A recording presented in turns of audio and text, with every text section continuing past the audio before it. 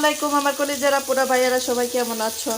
আজকে আমি নতুন সিম দিয়ে পাঙ্গাস মাছ দিয়ে রান্না করব। মাছটাকে ম্যারিনেট করে ভেজে নিলাম। মাছটাকে এখন উঠিয়ে নেব।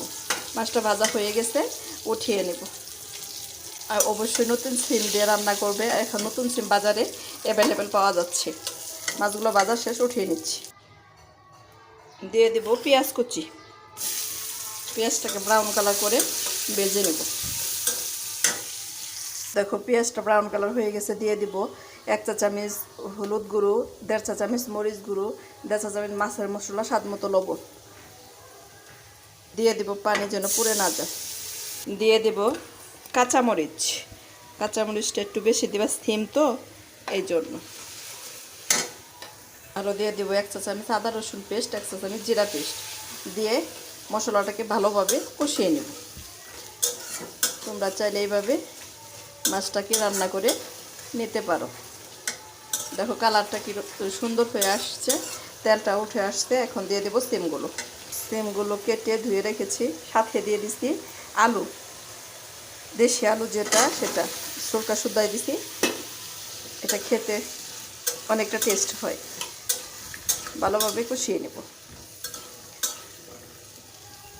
সিমটা দেওয়া হয়ে গেছে, এখন ডেকে রান্না করব কিছুক্ষণ। দেখো সিমটা কষানো হয়ে গেছে, আর একটু কষিয়ে নেব।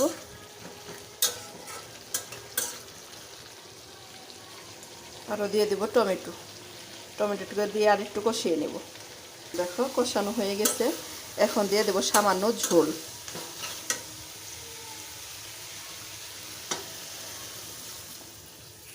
ঝোলটা দিয়ে রান্নাটা করে নেব।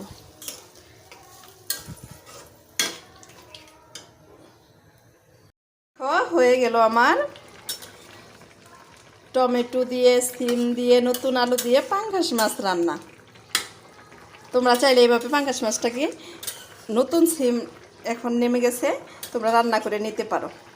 যতটুকু ঝোল আছে এটা টেনে যাবে, কারণ আলু দেওয়া আছে তো।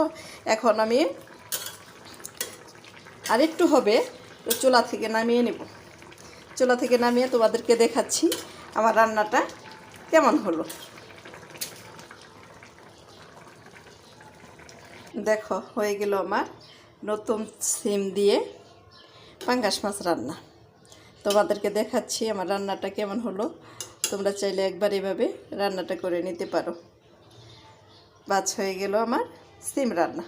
আমার রেসিপিটি যদি তোমাদের ভালো লাগে, আমার ইউটিউব চ্যানেল, আমার ফেসবুক পেজটা ফলো করে দিও। সবাই ভালো থেকো, সুস্থ থেকো। আল্লাহ হাফেজ।